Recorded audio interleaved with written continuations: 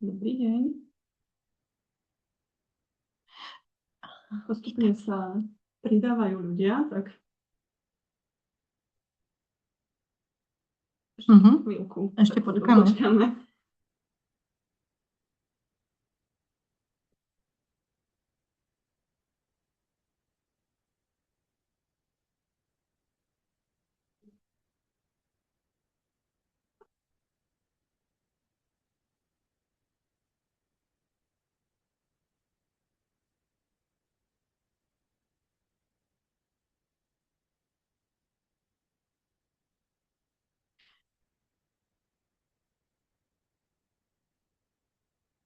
No, začneme. Môžeme začať?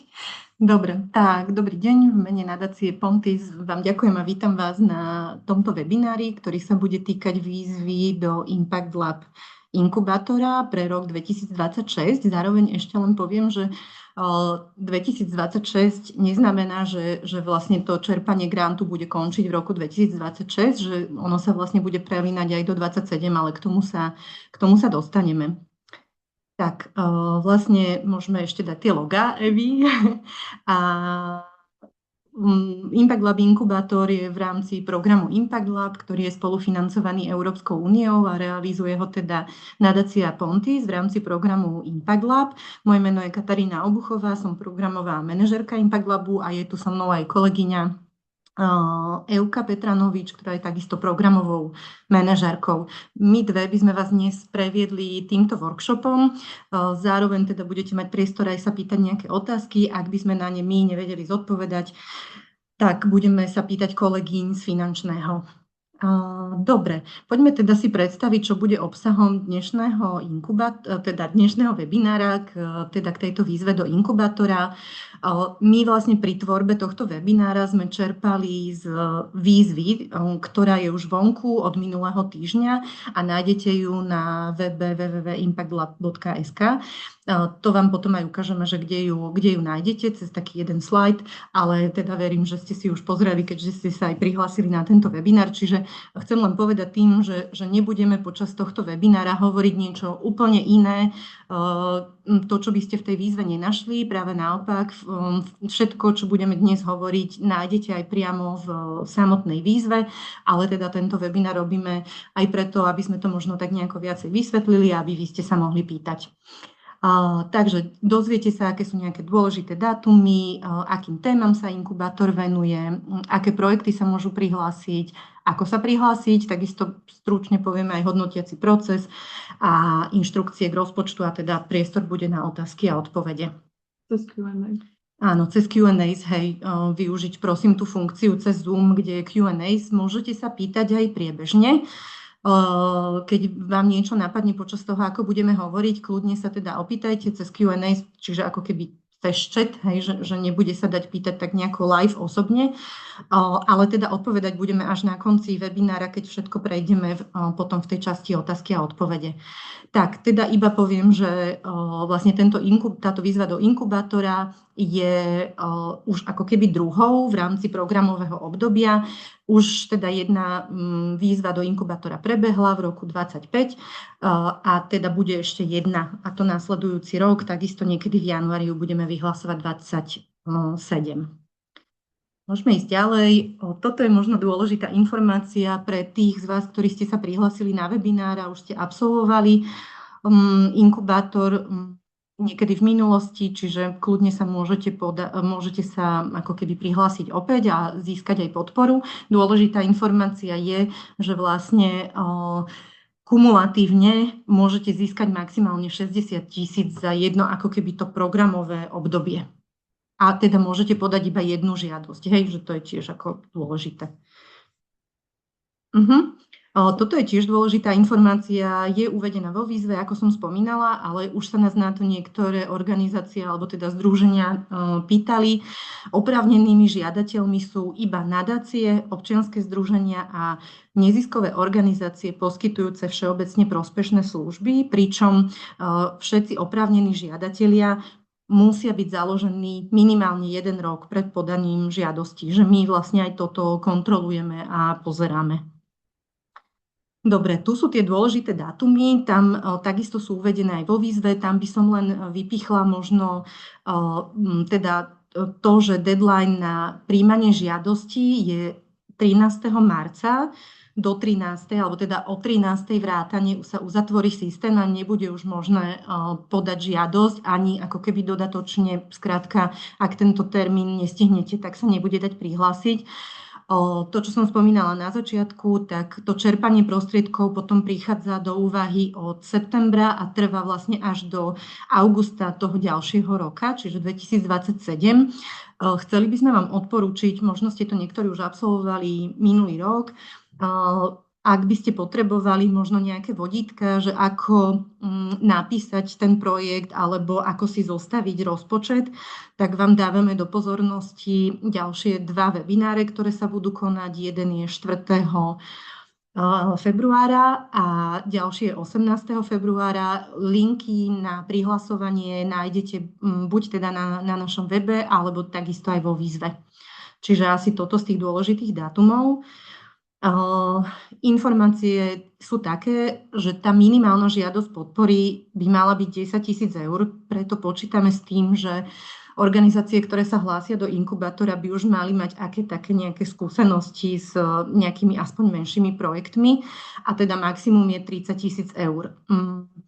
Je to pomerne taká ako keby vyššia suma, my to budeme hovoriť aj neskôr, ale tým, že ide o takúto vysokú sumu, odporúčame určite mať v rozpočte a môžete si teda na to pýtať peniaze z grantu človeka, ktorý vám bude finančne správovať vlastne tento grant, lebo teda ide o 30 000 eur. Vyplácanie podpory, tam sme to trošku zmenili, myslím, oproti minulému roku. Prvá splátka je vo výške 50% schválenej zmluvy a potom tie ďalšie, druhá a tretia, tie sú rozdelené vlastne na 25 a na 25, pričom teda tá tretia splátka je, keď sa uzavrie vám celý grant a teda tá druhá je priebežná správa. Tak, nemusíte mať spolufinancovanie, to tam bolo tiež napísané, čiže pre niekoho možno väčšia ako keby pomoc, ale zároveň ešte keď sa vrátime k tomu rozpočtu, ešte teda k tým splátkam, Evi, prosím, treba počítať s tým, že v takýchto výškach vám potom tie peniaze ako keby budú chodiť. Čiže vy na realizáciu toho projektu v úvode vlastne by ste mali mať aj nejaké peniaze, lebo my vám teda nepošleme plnú sumu toho grantu, ktorý získate, ale len tých 50%. A tých zvyšných 50% je potom rozdelené na 2 splátky, čiže je to ako keby na vašom aj zvážení, aby ste si vedeli tie veci ufinancovať. Ja teba doplním, že tá úplne posledná splátka je ako keby refundácia, čiže vy tých 25% musíte si zabezpečiť nejako inak a potom vlastne po uzavretí toho projektu tak sa to posiela. Takže treba mať nejakú rezervu. Tak vlastne v Impact Labe, nielen v inkubátore, ale v celom programe sme sa rozhodli, že teda chceme podporovať, alebo teda oblasti podpory, že chceme, aby boli vzdelávanie a oblasť demokracie a právneho štátu. A vy vlastne, môžeme ísť ďalej, Evi. Nie, áno, dobre, už to tam bolo. Tak, čiže zase zopakujem, presne toto, čo máme na tomto slajde, je uvedené aj vo výzve. Vlastne do týchto oblastí spadajú projekty, ktoré by sme cez Impact Lab chceli podporiť. Hej? Čiže to, čo myslíme napríklad pod inováciami v predprimárnom, primárnom, sekundárnom vzdelávaní, tak v tom PDF-ku výzvy, ale takisto aj na webe máte potom preklik na taký ako keby článok alebo dokument, kde je to bližšie rozpísané.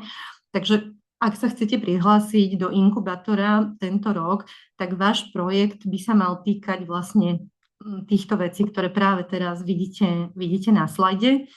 A takisto to môžeme prejsť veľmi rýchlo. Ešte tam boli tie cieľové skupiny? Nie? Áno. A takisto by to malo byť zmečované, vaša nejaká téma projektu alebo aktivity by mali vlastne ladiť s cieľovými skupinami, ktoré sme my si definovali. Ja ich tu nebudem teraz čítať, ale takisto chcem upriamiť pozornosť na to, že ich nájdete vo výzve a vlastne podľa toho sa treba riadiť. Zároveň dôležitá vec, táto výzva je určená pre také iniciatívy, organizácie, ktoré vlastne neviažú svoje aktivity len na úzkú skupinu, keď to mám takto zjednodušene povedať.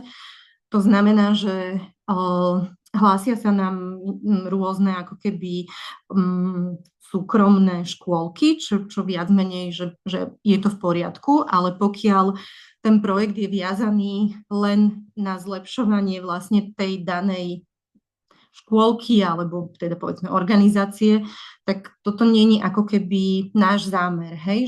Že my nechceme podporovať projekty, ktoré poskytujú vzdelávanie úzkej a výberovej skupine.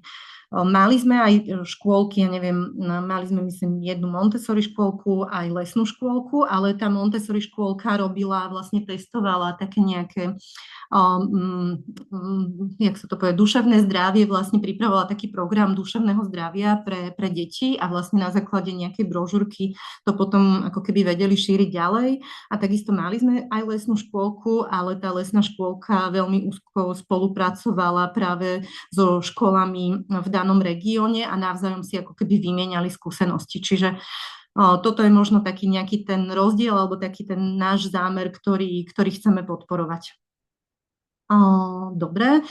No a čiže to bolo to vlastne, čo sa týka vzdelávania. Čo sa týka podpora demokracie, tak je to ako keby, možno sa to zdá taká nejaká možno taká sofistikovanejšia, komplikovanejšia téma, ale v zásade ako keby, že keď pracujete, ja neviem, s marginalizovanými rómskymi komunitami, LGBTIQ plus ľuďmi alebo so ženami ako keby všeobecne, tak napríklad aj toto patrí do tém, ktoré vlastne prinášajú podporu podporu demokracie a právneho štátu, lebo vytvárajú podmienky na odstraňovanie nerovnosti zraniteľných a vylúčených skupín. Čiže vlastne viete, ako keby sa tam nejakým spôsobom takto aj nájsť, ale teda ten projekt by mal byť vyslovene postavený na to, že tými aktivitami smerujete k odstraňovaniu tých nerovností týchto zraniteľných skupín.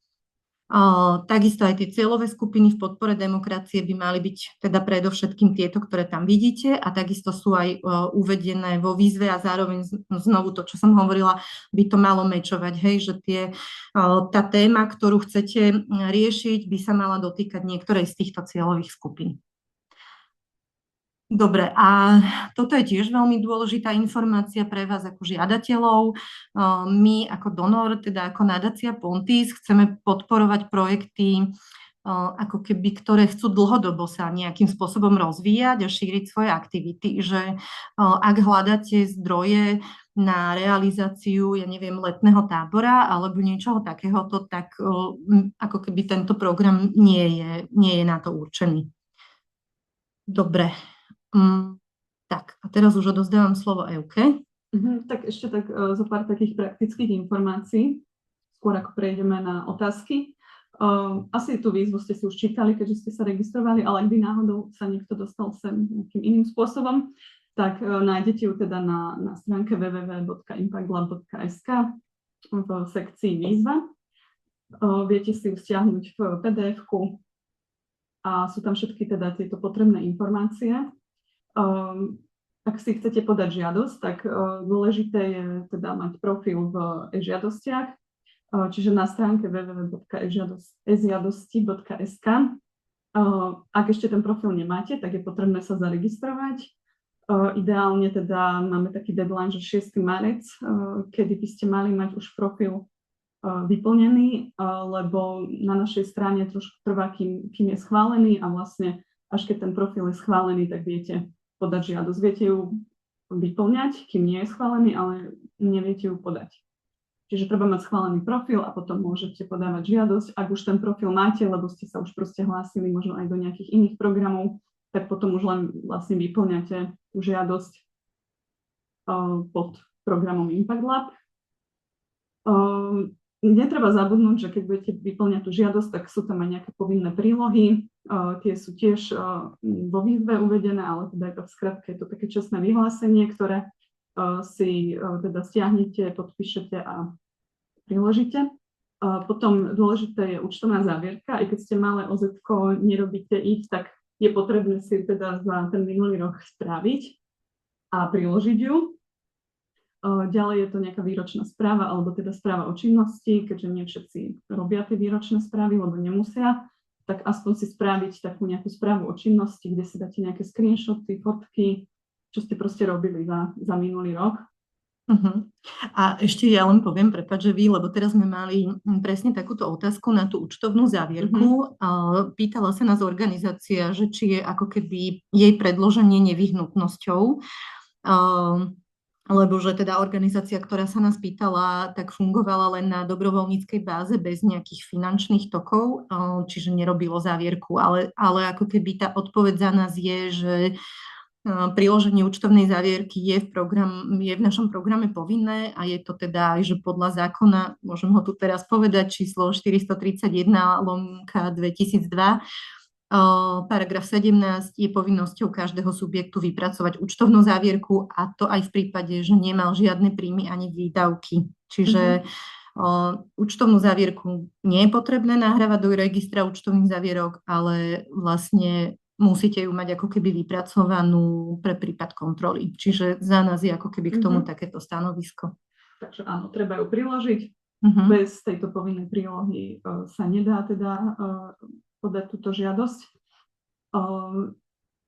Taktiež všetky tieto vlastne povinné prílohy, tak treba mať aj teda tú správu o činnosti, od ktorej som hovorila, že ak si nerobíte tie výročné správy, lebo ste maličké OZ-ko, tak aspoň si pripraviť nejaký takýto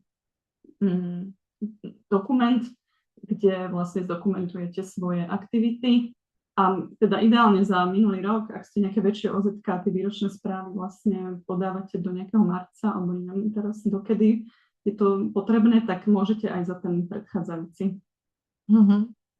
A tie organizácie, ktoré teda pracujú s deťmi, tak musia mať politiku ochrany detí vypracovanú a tiež to tam treba teda priložiť. Tí, čo s deťmi nepracujú, tak ich sa to netýka. V krátkosti iba hodnotiaci proces. Najskôr my ako v nadácii Pontis prechádzame takú formálnu kontrolu. Je tam niekoľko bodov, kedy niektoré teda žiadosti sú vylúčené z hodnotenia. Napríklad, že boli podané po lehote, teda nestihli tú uzávierku 13. marca, alebo teda neobsahujú nejaké povinné prílohy, alebo preukážu sa nejaké závažné teda rizika pri realizácii projektu, prípadne sú v nejakom rozpore s hodnotami Európskej únie alebo s našim etickým kódexom a podobne. Tie ale, ktoré teda posunieme do hodnotenia, tak budú dve kolá. Najskôr budú to hodnotiť hodnotiace komisie a vyberú 25 organizácií, ktoré teda postúpia do mini bootcampu. Ten sa bude konať v máji niekedy, taktiež je už dátum vo výzve uvedený, takže treba sa pripraviť, že možno, že v ten deň budete musieť byť k dispozícii a prísť na mini bootcamp, ak budete vybratí. A potom vlastne z toho mini bootcampu komisia hodnotiaca vyberie už 20 organizácií, ktoré teda postúpia do inkubátora. Toto už Katka tuším tak spomenula, ale teda ešte raz poviem, že je to taký náročnejší projekt tým, že môžete žiadať až 30 000, tak odporúčame určite mať aspoň na konzultáciu nejakého účtovníka, účtovničku. Viete si potom vlastne aj do tej žiadosti, do rozpočtu žiadať na tieto účtovnícke služby. Takže toto úplne, že odporúčame mať. A taktiež dôležitá vec sú inštrukcie k vyúčtovaniu. Sice to znie, že to potrebujete až keď budete úspešní a budete vyúčtovať projekt, ale pravda je taká, že odporúčame vám si to pozrieť už keď si vlastne pripravujete rozpočet k žiadosti, lebo je tam veľa dôležitých informácií, aké sú oprávnené výdavky, čo budete dokladovať a podobne, čiže určite si to preštudovať pri príprave teda tej žiadosti. A teda znovu by sme mohli vás odporúčiť, alebo vám teda odporúčiť na webinár k teda finančnému riadeniu projektu, myslím, tak sa to volá, 18. februára, to sme už tiež spomínali, že link na tento webinár nájdete teda priamo vo výzve, či už na webe, alebo v tom PDF-ku. Odporúčame, hej, budú ho mať práve kolegyne z finančného, čiže je to veľmi fajn, určite to odporúčame organizáciám. A ak aj máte nejaké také otázky finančného charakteru, tak tam sa budete môcť opýtať a oni vám budú vedieť najlepšie odpovedať. A ešte možno... Áno, a ešte by sme vám teda chceli, a to už potom je ako keby, čo sa nás týka našej časti, všetko, tak chceli by sme vám ešte možno povedať rozdiel medzi inkubátorom a akcelerátorom. Dosť veľa organizácií sa nás na to pýta, že teda kam sa majú ako keby zaradiť. A my sme dali do výzvy aj také nejaké vodítko, Evi, môžeš prekliknúť. Len teda zároveň, toto sú pre nás ako keby inkubátorové organizácie. Veľa ľudí sa nás aj pýta, že teda majú viac, povedzme, ako 5 zamestnancov, že či, lebo to tam teda tiež niekde sme mali, že má viac ako 5, teda menej ako 5. Ale ako keby toto sú len také vodítka, ktoré vlastne musia dať dokopy nejakým spôsobom ten celý obraz. Nám ide možno pre takú bližšiu predstavu, vám poviem, ako pracujeme s organizáciami v inkubátore a potom vlastne v akcelerátore, že to je asi také nejaké to rozhodujúce. A ide o to, že v inkubátore pracujeme s organizáciami spôsobom, že vlastne okrem teda finančnej podpory majú aj vzdelávacie workshopy a tie vzdelávacie workshopy sú zamerané na PR organizácie, ako vlastne viesť fundraising, projektový management, HR management a takéto veci. Čiže je to niečo, čo takým menším organizáciám, ktoré nemajú s týmto úplne skúsenosť, vie pomôcť ich nejakým spôsobom rozvinúť alebo teda aj nasmerovať. A potom môžeme vydať akcelerátor. Akcelerátor je pre organizácie, ktoré ako keby sú, by som to tak povedala, že sú veľké svojimi možno nejakými skúsenosťami, nemusia byť počtom ľudí. Ide o to, že v akcelerátore už potom pracujeme s organizáciami spôsobom, že tieto si definujú nejaké svoje potreby, ktoré majú. Ideálne väčšinou sa to týka nejakej teda jednej oblasti, ktorá im tak vyskakuje najviac a my ich potom na 3 až 4, alebo 4, myslím 3 až 4 mesiace párujeme s expertmi z biznisu alebo prípadne aj z verejnej správy, z médií a tak ďalej. Čiže naozaj už do toho akcelerátora by mala ísť organizácia, ktorá má ten basic, keď to môžem tak povedať, ten základ má zvládnutý, je ako keby zorientovaná a už vlastne si možno aj verí natoľko, alebo má ten level tých skúseností tak, že keď dostane nejakého mentora, tak vie mu byť, poviem to tak, ako keby nejakým rovnocenným partnerom, možno, že tak by sa to dalo povedať.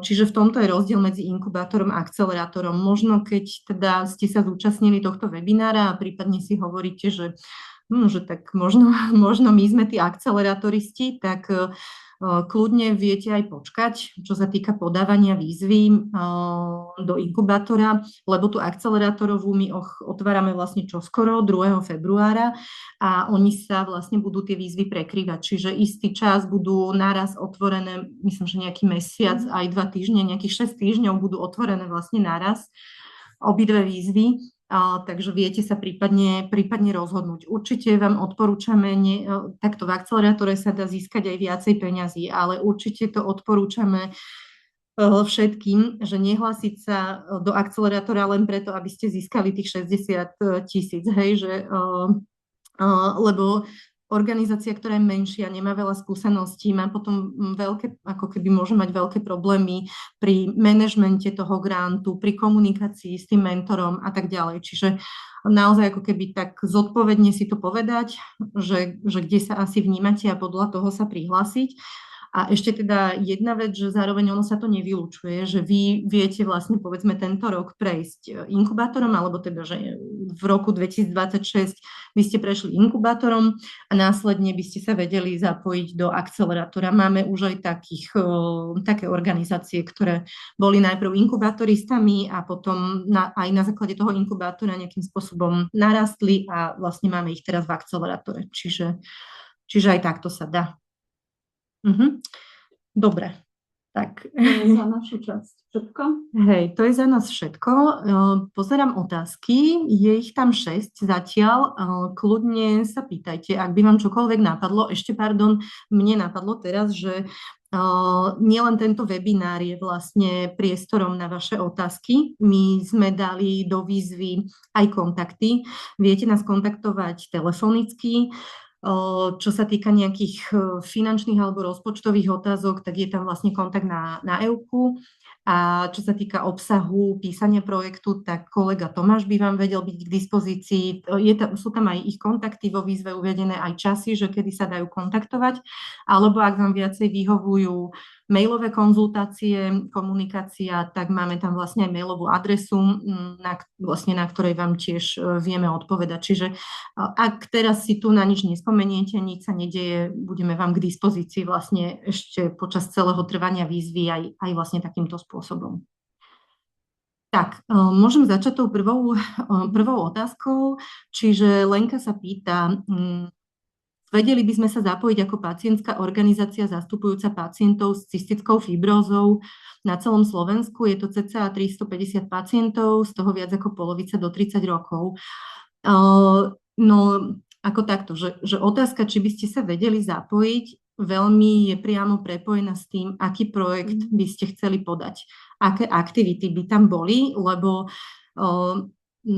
pacienti s cystickou fibrózou, možno, že by sa tam vlastne, že by ste spadali práve do tej časti, počkajte, ja si to nájdem,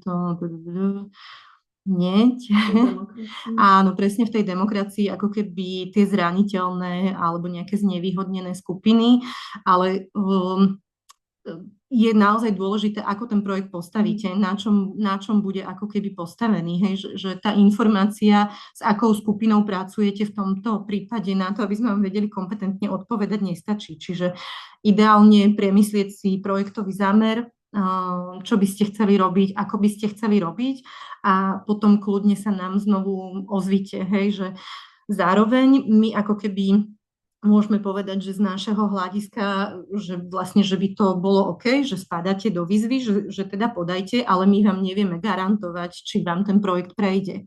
To je to, čo aj teda sme dneska prechádzali, sú hodnotiace komisie, hodnotitelia, čiže tam sa finálne rozhoduje, do akej miery je ten projekt realizovateľný a tak ďalej, a tak ďalej.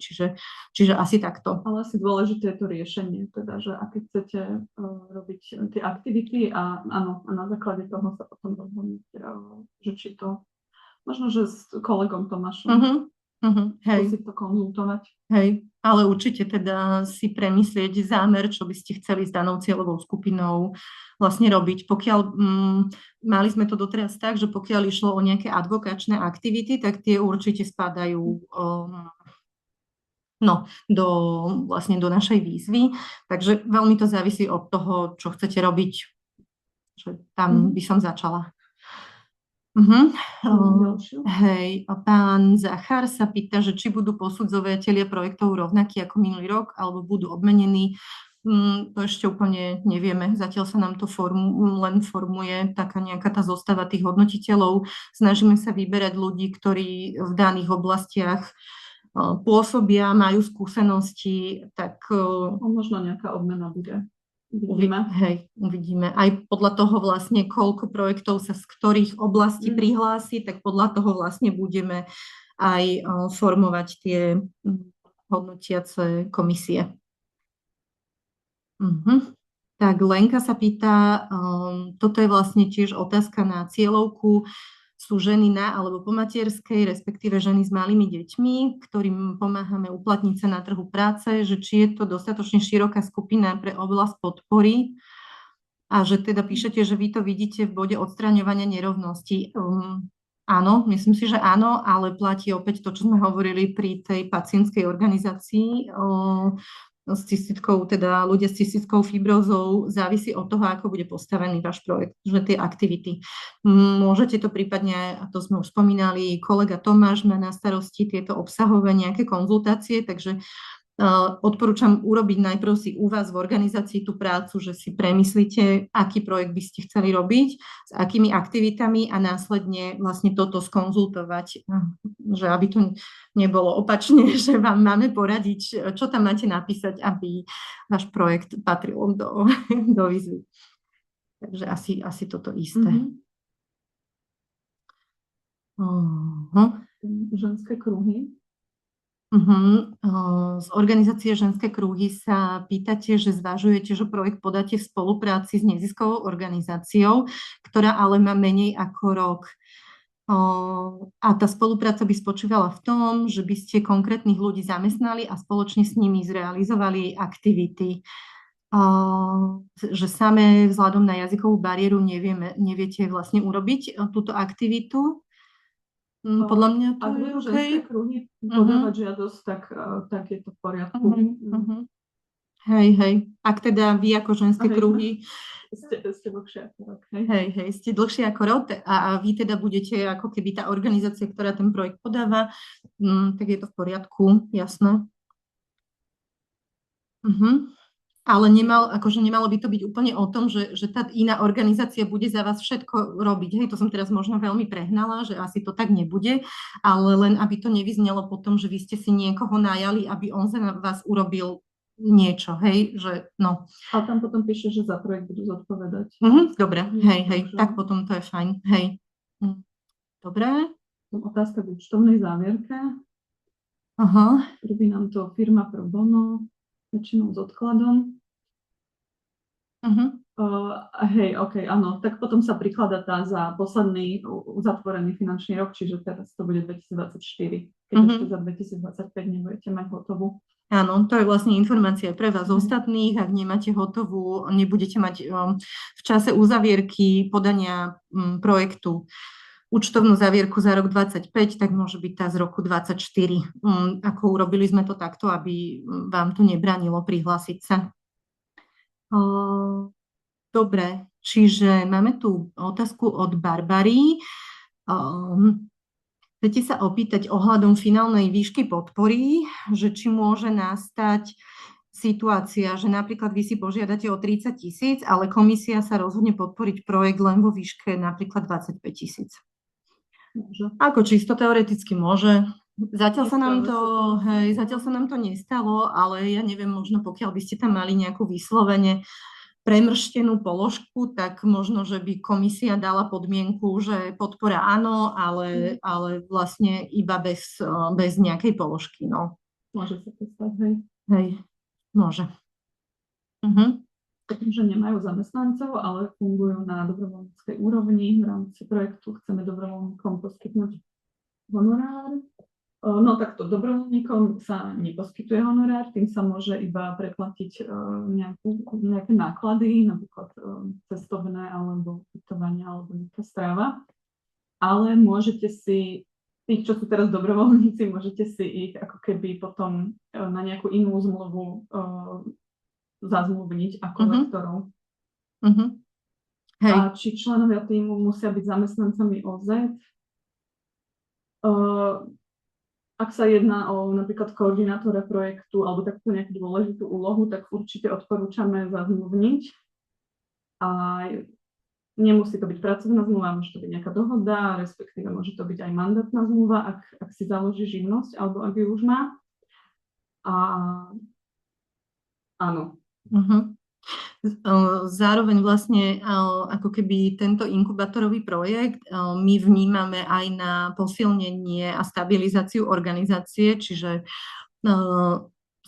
vlastne organizáciám hovoríme, že je ideálne, aby práve aj vďaka tomu grantu zamestnali tých ľudí, možno aspoň jedného, hej, keď doteraz tam vlastne ste nemali nikoho, tak práve z tohto grantu je možné s ním uzavrieť normálne aj zamestnanecký pomer a je to vlastne úplne ideálne, lebo teda Áno, lebo čo sa týka zamestnávania mandatárov v neziskovkách, je to problematické v zmysle, že by to tak nemalo byť. No, Ale skrátka, máme aj tie mandaty, áno, máme. ako oprávnený, vlastne v tých inštrukciách aj Áno. nájdete oprávnené druhy zmluv, tam si to môžete pozrieť, že aké zmluvy teda odporúčame. A ešte som chcela doplniť, áno, že v tomto inkubátore aj akcelerátore máme takú podmienku, že 20% rozpočtu by mali byť teda personálne. Náklady, nemusí to byť z tej žiadanej sumy, môže to byť aj ako keby z tej celej.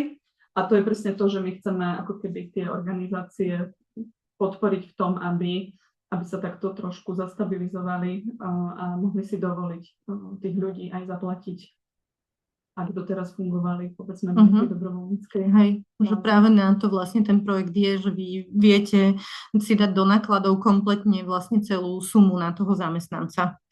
Tak, takže že aj takýmto spôsobom by sme odporúčali uvažovať.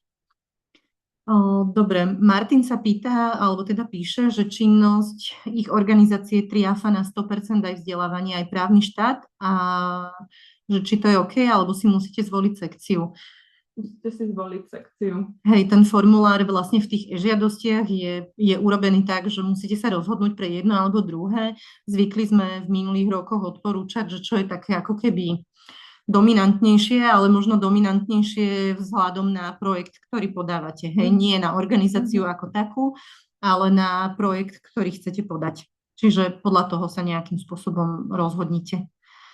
Dušan sa pýta na závierku účtovnú. Áno, to sme hovorili, že stačí za rok 2024, ak ešte nemáte uzatvorený predošlý rok. 60, tuto je otázka od Tomáša. Obmedzenie 60 000 na jednu organizáciu na programové obdobie sa počíta ako?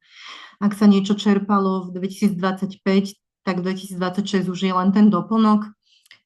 Áno, je to tak. To programové obdobie sa vlastne viaže na to, že Európska komisia vyhlásila teda nejaký grant, áno, CERF, a vlastne a práve ten grant trvá od roku 2025 do 2028, lebo vtedy vlastne dobieha čerpanie tých finančných prostriedkov.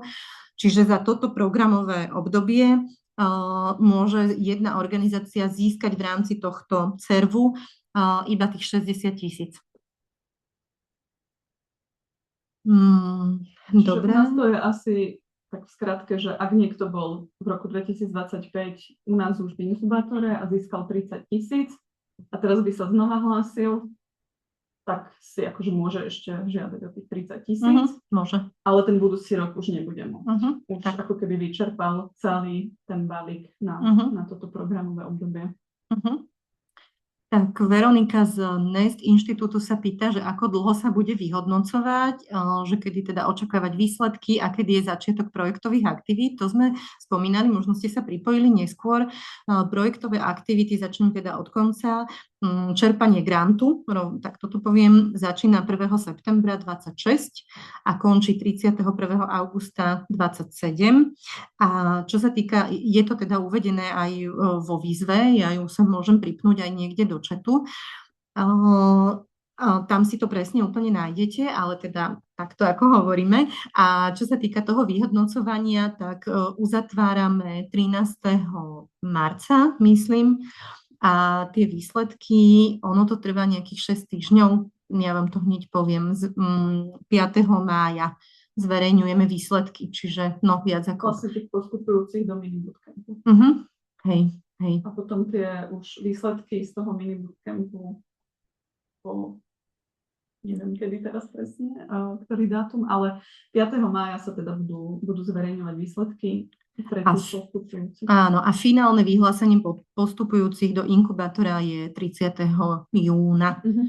Čiže takto, ja vám vlastne pripnem, skúsim, tak Evi zatiaľ prečítaj otázku, prosím, a ja skúsim do chatu vlastne dať aj link na výzvu a tam ešte len poviem, že tam vlastne, čo sa týka týchto dátumov, tak je to oblasť 5, časový harmonogram výzvy a realizácie projektu a je na strane 8, dole je taká 8.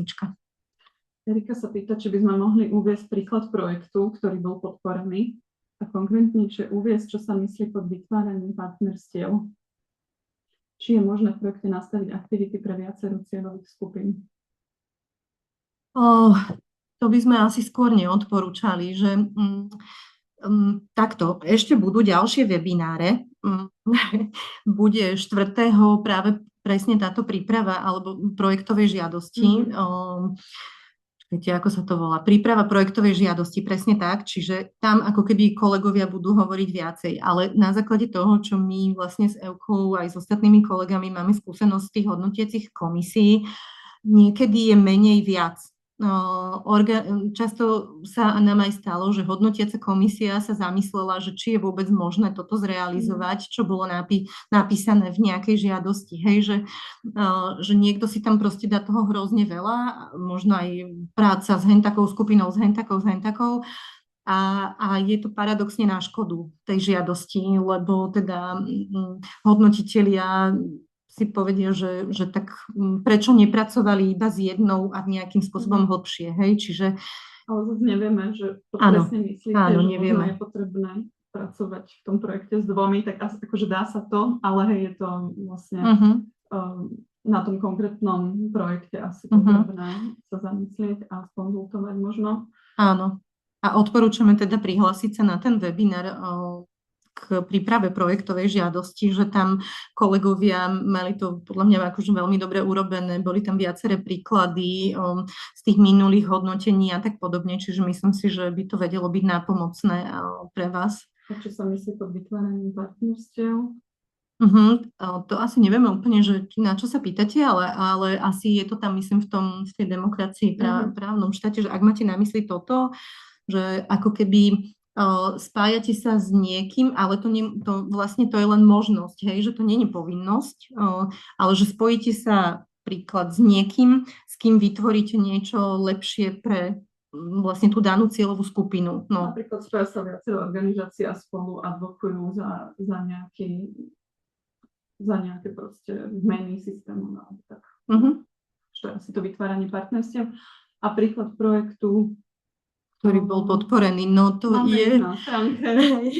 je to veľmi ako keby všeobecná otázka, respektíve aj odpoveď by bola veľmi všeobecná, že tie podporené projekty boli rôzne, boli z oblasti aj vzdelávania, boli z oblasti demokracie, právneho štátu a zároveň tam je ako keby aj dôležité, že ako je to všetko poprepájané v tej žiadosti, hej, že či ten zámer toho projektu súvisí s tými aktivitami, či je to naviazané na rozpočet, čiže ako keby my vám to, čo spomínala Euka, úplne otvorene komunikujeme, ktoré projekty sme podporili, ale nevie to byť pre vás úplne vodítkom, lebo hovorím, že tí hodnotitelia posudzujú ako keby celú tú naviazanosť na seba, hej, v rámci tej žiadosti, že možno aj keby ste si zobrali úplne rovnakú tému, akú sme už podporenú mali, tak možno ten projekt by nebol napísaný dostatočne nadväzujúco zrozumiteľne na to, aby bol podporený. Ale opäť do chatu vám pošlem link, kde uvádzame na našom webe portfólio podporených projektov. Ďalšia otázka. Koľko žiadostí mávate? A nejaké tipy, na čo sa máme zamerať, čo býva také kľúčové?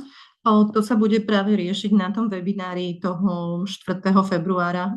Tam vlastne sa dozviete od kolegov bližšie informácie. Na čo nezabudnúť, slabé stránky. Áno, presne. Odporúčame určite sa prihláste na ten webinár písania projektovej žiadosti.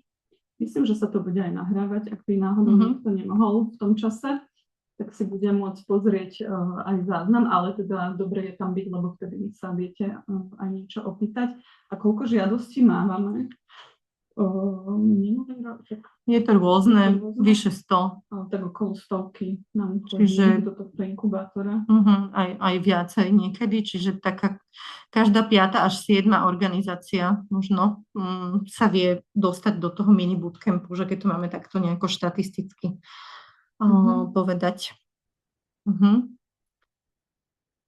Dobre, čiže teraz nám to tu preskočilo. Že či je vhodný vzdelávací projekt pozostávajúci zo série verejne prístupných masterclassov, diskusí a workshopov v rámci industry programu Medzinárodného filmového festivalu, ktorý spolu organizujete, zameraný na témy filmovej a mediálnej gramotnosti, kritického myslenia, ľudských práv a diverzity. Nevieme vám asi úplne povedať, že úplne rozumieme, že by ste chceli vedieť, že či tam spadáte alebo nie, ale ono to súvisí presne s tým, čo ako keby tu často opakujeme, že museli by sme vidieť asi bližšie ten program, aby sme to posúdili, ale ako keby, že ak by ste to chceli postaviť na vzdelávaní, lebo teda píšete, že mediálna gramotnosť, kritické myslenie, ale tam zase potom vám to asi nemečuje s tými cieľovými skupinami. Čiže že keď si pozriete cieľové skupiny, ktoré máme aj vo vzdelávaní, aj vlastne v demokracii, tak nepíšete, kto by vašou bol cieľovou skupinou, ale teda, ak je to filmový festival, tak asi že možno nejaká, neviem, širšia verejnosť, alebo tak nevieme. Čiže vlastne aj na toto sa treba pozerať. Nie len, či spĺňate tie témy, ktoré chceme podporovať, ale aj tie cieľové skupiny. Čiže takto. Dobre, toto je taká obšírnejšia otázka, tak ja ju prečítam, aby teda aj vy, ktorí ešte ste na webinári, ste vedeli, že o čo teda ide. Čiže Lucia sa pýta, je relevantné, ak projekt primárne rozvíja komunitu aktivistov, aktivistiek, vrátane znevýhodnených, ktorí chcú riešiť tému aktívneho občianstva v kruhoch od klientely organizácie, znevýhodnené skupiny s autizmom a že teda cez nich ďalej do komunít, s ktorými spolupracujete. Ja sa priznám, že ja čítam tú otázku, ale už teraz je tam strašne veľa zapojených skupín a vlastne je to pre mňa ako keby náročné sledovať, že o ktorej skupine vlastne hovoríte. Takže opäť platí to, čo sme povedali predtým, že čo sa týka nejakých aj plánovania aktivít, ale takisto aj cieľových skupín, menej je niekedy viac. Ak teda chcete rozvíjať komunitu nejakých dobrovoľníkov, tak také sme už ako keby mali projekty, ale neviem vlastne, ako úplne som neporozumela, priznám sa, že ako do toho spadajú nejaké tie ďalšie všetky možné skupiny, ktoré ste vymenovali. Čiže čiže treba si to poriadne premyslieť, že s kým chcete robiť. Odporúčame naozaj mať tých cieľových skupín tak maximálne 2, ako to hovorím o tých primárnych, že tie sekundárne môžu byť aj ďalšie, ale proste skôr ísť tak nejako viacej do hĺbky, ako dávať veľa nejakých cieľových skupín. Čiže tak, a zároveň teda treba pozerať na to, že či tie cieľové skupiny, s ktorými pracujete, či spadajú do našej výzvy, že to opäť nájdete v tej výzve. Link na ňu som poslala do chatu. Čiže asi zatiaľ takto, ak by ste mali ešte nejaké nejasnosti a viac, ako keby mali tak už nejako sformulovaný ten zámer, čo chcete robiť, tak prípadne skúste ešte nám zavolať teda kolegovi Tomášovi ohľadom tej obsahovej časti, ale treba to už mať tak nejako ako keby viacej možno napremýšľané. Ešte sme nespomenuli, že máme aj e-mail. Impact Lab. To som, to sme hovorili. Aj tam, keď tak môžete poslať a zamyslíme sa nad tým a dáme vám odpoveď, že čo si myslíme.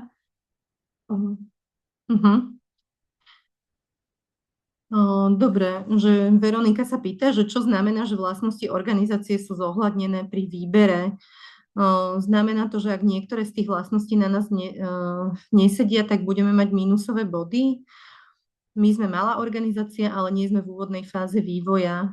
No, to sme asi tiež spomínali, tiež možno ste sa pripojili neskôr. Tie vlastnosti organizácie zohľadnené vo výbere ide presne ako keby, že sú to nejaké vodítka, ktoré vám ako organizácii môžu dať informáciu, či sa zapojiť do inkubátora alebo akcelerátora. Tá veľkosť organizácie je iba jedným z tých vodítok, čiže to, že ste malá organizácia, neznamená, že sa musíte hlásiť do inkubátora.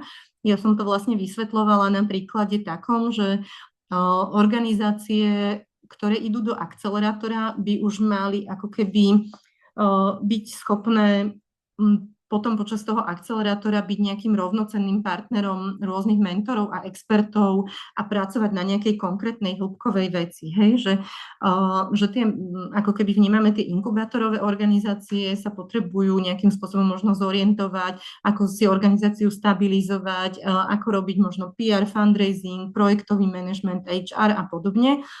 Ale niektoré organizácie, hoci sú malé počtom, sú už ako keby mentálne, alebo čo sa týka vývoja organizácie a jej rozmýšľania proste niekde ďalej. Poviem konkrétny príklad.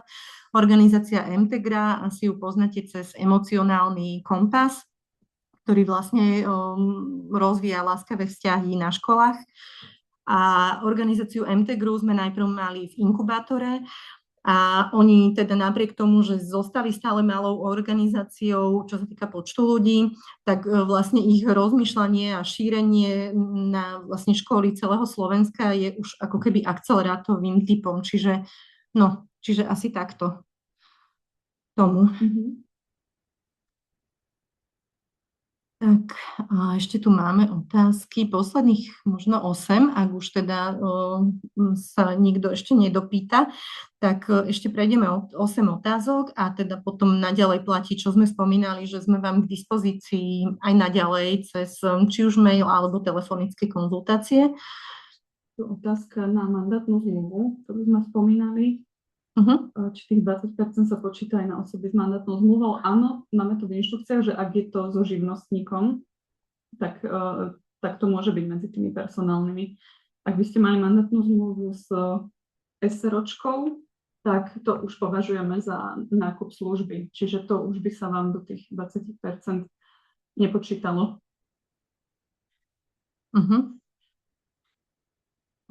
Dobre. Tak Diana Simová sa mi to prehodilo, že či má zmysel prihlásiť sa s vylepšeným a škálovaným programom, ktorý ste realizovali s podporou inkubátora už v minulosti. Áno, jasné, určite. Určite, ak ste u nás boli v inkubátore a teda máte nejaký upgrade vášho programu, tak jasné, prihláste sa určite. Možno iba potom si zvážiť, lebo tie workshopy budú asi veľmi podobné. Ako keby môžu tam byť iní lektori a nejaká malá obmena, ale väčšinou tie workshopy bývajú ako keby na tie isté témy, ktoré ste už absolvovali, tak iba si zvážiť, či toto bude mať pre vás prínos. Ale inak môžete, čo sa týka financií, aj je to už tuším nový CERF, že ak sa dobre pamätám. Áno, to bolo ešte áno. Takže áno. Môžete. A potom Veronika z Nest Institute sa pýta, že či môžete financovanie z tohto grantu využiť aj na dofinancovanie personálnych nákladov iného projektu. Tak odpoveď, ktorú medzičasom nám dalo naše finančné, že nie, nedá sa kofinancovať iný EU projekt. Dobre, no tuto je otázka, že ak organizácia dostala inkubátor 25, že či už nemôže akcelerátor. Môžete, lebo v akcelerátore vlastne viete žiadať od 30 do 60, čiže... Ale do tých 30. Áno, ale teda viete iba o tú najnižšiu sumu žiadať, hej, ak ste, lebo to je to, čo sme hovorili, to jedno programové obdobie a tam vlastne EÚ má teda túto podmienku, že maximálne 60 000 na organizáciu v rámci jedného programového obdobia, čiže môžete sa prihlásiť do akcelerátora, ale môžete žiadať iba o 30 000.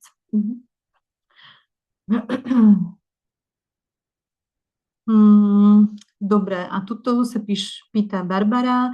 V projekte nemáme v tomto momente plán partnerských spoločností, že či to môže predstavovať problém, lebo teda, že v žiadosti ste videli kolónku, kde máte uviesť partnerské spolupráce, že v našom projekte chceme spolupracovať so školami, edukovať pedagógov, že či tam máme uviesť školské inštitúcie vo všeobecnosti. No, môžete vo všeobecnosti uviesť školské inštitúcie. Hej, no, ale možno, že by to tam bolo aj niekde fajn, ako keby rozviesť, že na akých školách, či to už máte vopred dohodnuté, alebo až keď vlastne sa vám schváli projekt, alebo že nejako živelne budete dohadovať tie spolupráce, lebo teda ak by ste chceli spolupracovať so školami, edukovať pedagógov, tak Ideálne už to mať preddohodnuté. hej, že asi by ste teda mali mať predstavu, na akú školu chcete ísť, zároveň teda, že či tá škola bude ako keby s tým súhlasiť a tak ďalej, tak aspoň teda taký nejaký zámer, že o aké školy ide a akým spôsobom ich budete oslovovať a spolupracovať s nimi.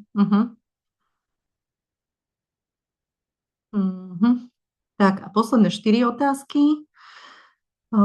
Lenka sa pýta, že teda ešte sa chce spýtať k charakteristike výzvy, pravidlo rodovej rovnosti, že či to má byť súčasťou každého projektu a či o tom viete povedať viac info.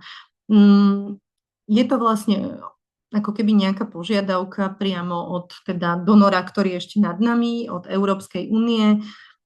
Je to proste taká jej politika a asi tak, no. Treba to tam proste popísať, je to súčasť toho formuláru. Sú tam nejaké 3 otázky, tuším, a treba na ne zodpovedať. Akoby, hej, to sme nevymysleli my, že to máme od Európskej komisie a musíme to ako keby od vás žiadať. Takže treba si to premyslieť a nejako to popísať, že ako to budete vlastne túto rodovú rovnosť vo vašom projekte zabezpečovať. Tak a posledné 3 otázky, môžem ich tak točiť, ešte tam pribudli nejaké, tak ešte nie? 3, dobre. Tak môžeme si to takto odpočítavať. Takže posledné 3 otázky. Ženské kruhy sa pýtajú, že aký je dôvod, prečo najprv vyberáme 25 organizácií a potom 20, že či máme spätnú väzbu od organizácie, ktoré nakoniec nepostúpili, ako ho hodnotia účasť na mini bootcampe, vzhľadom na to, že ide o neplatený čas a účasť je na vlastné náklady. Je to otázka taká, že ten mini bootcamp je vzdelávací pre tie organizácie. Že my ako donor, ako Pontis máme skúsenosť, že to, čo odovzdávame, aké know-how alebo teda možno vedomosti na tom bootcampe je niečo, čo vie tým organizáciám pomôcť pri ich nejakom ďalšom rozvoji alebo fungovaní. Čiže ja by som bola rada, alebo teda myslím, že my v nadácii Pontis by sme boli radi, ak by sa na to nepozeralo optikou, že teda dávate neplatený čas a nejaké vlastné náklady, ale že keby tá optika sa zmenila tak, že aj keď neprejdete do inkubátora, tak už len ten mini bootcamp vás vie niekam posunúť. Čiže asi tak. A teda prečo najprv 25 a potom z nich 20? Je to z toho dôvodu, že vlastne chceme tie organizácie aj vidieť, že tie, ktoré podporíme. Takže tak. Dobre, a posledné 2 otázky. Lucia sa pýta, že teda ide o inkluzívnu komunitu, kde chodí naraz viac cieľoviek, že či majú popísať v projekte len jednu, že dobrovoľníci a aktivisti s nimi pracujú, že to robíte už dlho. No nemusíte ako keby popísať len jednu, ale no zase je to o tom, čo sme hovorili, že menej je niekedy viac, že skrátka treba si premyslieť tie aktivity a aj tie cieľové skupiny, s ktorými pracujete a aby to nebolo, že vlastne robíte proste úplne s každým, hej, že kto ako keby tam je. A môžem si to tak zúžiť, že čo presne idete robiť v tomto konkrétnom projekte, že ako keby to, že máte, neviem, možno nejaké centrum, kde je veľa teda tých cieľoviek, ale možno nebudete práve v tomto projekte pracovať so všetkými, tak ako keby uviesť tam tie, s ktorými budete tie dané aktivity priamo robiť, ale ak máte zase v tom projekte naozaj naplánované tie aktivity so všetkými cieľovkami, no tak ich tam potom uvediete, no asi takto.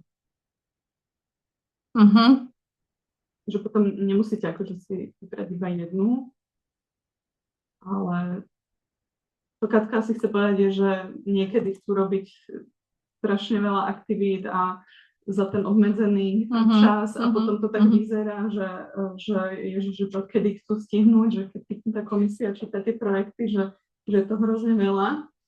na takú krátku dobu, povedzme, ale hej, ako je to na zváženie a aj nevidíme ten váš projekt, čiže ak máte tam zo pár aktivít, ale s 5 cieľovkami napríklad, tak akože dajte tam všetko, no. Asi sme sa zamotali teraz s tými cieľovkami. Hej. Ono to naozaj veľmi, ako preto my vám dávame možno také širšie odpovede, lebo ono to veľmi závisí od toho zámeru projektu ako takého, hej, že a aj od tých aktivít, ktoré tam máte, že preto vám veľmi odporúčame prihlásiť sa na tú prípravu projektovej žiadosti, lebo to je niečo, čo vás môže nejakým spôsobom nasmerovať, že kolegovia tam naozaj majú veľa príkladov pripravených, že ako keby aj z tých minulých nejakých hodnotení a podobne. Tak a my vás vždy, alebo teda aj v rámci Pontisu tohto grantu sa snažíme smerovať, že aby bol to nejaký komplexný, vlastne tá žiadosť bol nejaký komplexný obraz o tom, čo chcete robiť, s kým chcete robiť, prečo to chcete robiť. A vlastne logicky by potom mali nadväzovať aj tie položky v tom vyúčtovaní a tak podobne. Čiže ono je veľmi dôležité, ako proste ten projekt napíšete, v zmysle, že či to bude dávať zmysel, logiku a tak ďalej. Hej, že... No, takže tak.